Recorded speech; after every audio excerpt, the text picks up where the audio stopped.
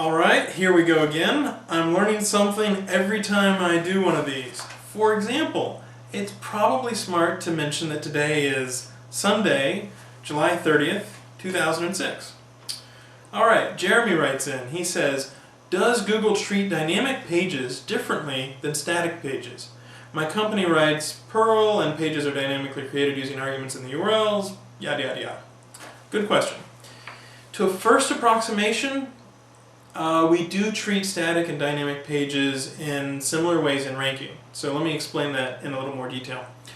PageRank flows to dynamic URLs in the same way they flow to static URLs. And so if you've got New York Times linking to a dynamic URL, you'll still get the PageRank benefit and it will still flow the PageRank benefit.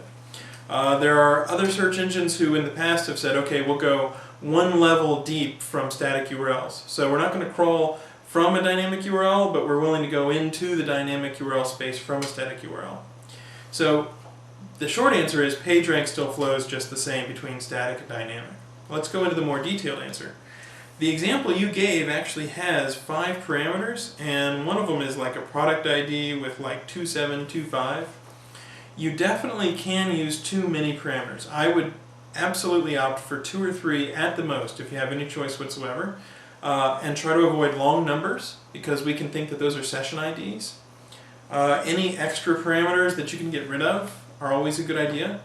And remember, Google's not the only search engine out there, so if you have the ability to basically say, I'm going to use a little bit of mod rewrite and I'm going to make it look like a static URL, that can often be a very good way to tackle the problem.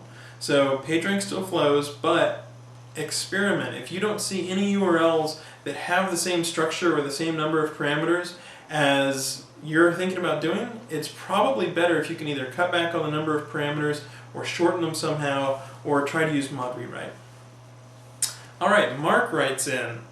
This is an interesting question. He had a friend whose site was hacked and didn't know about it for a couple months because Google had taken it out or something like that. So he asks, can Google inform the webmaster of this occurrence, basically when your site gets hacked, within Sitemaps? Inform them that maybe inappropriate pages were crawled? That's a really good question. My guess is we don't have the resources to do something like that right now. In general, when somebody's hacked, if they have a small number of sites they're monitoring, they usually notice it pretty quickly, or else the web host will alert them to it. So the Sitemaps team is always willing to work on new things, but my guess is this would be at the lower end of the priority list. Okay. James M. writes in. He says, Matt, in the fullness of time, I'd like to use geotargeting software to deliver different marketing messages to different people in different parts of the world. So, for example, discounted pricing structure. Are we safe to run with this sort of plain vanilla use of geotargeting software? Clearly, we want to avoid any suspicions of cloaking. That's a really meaty question. So let's talk about that a little bit. The way that Google defines cloaking is very specific. It says, showing different content to users than you show to search engines.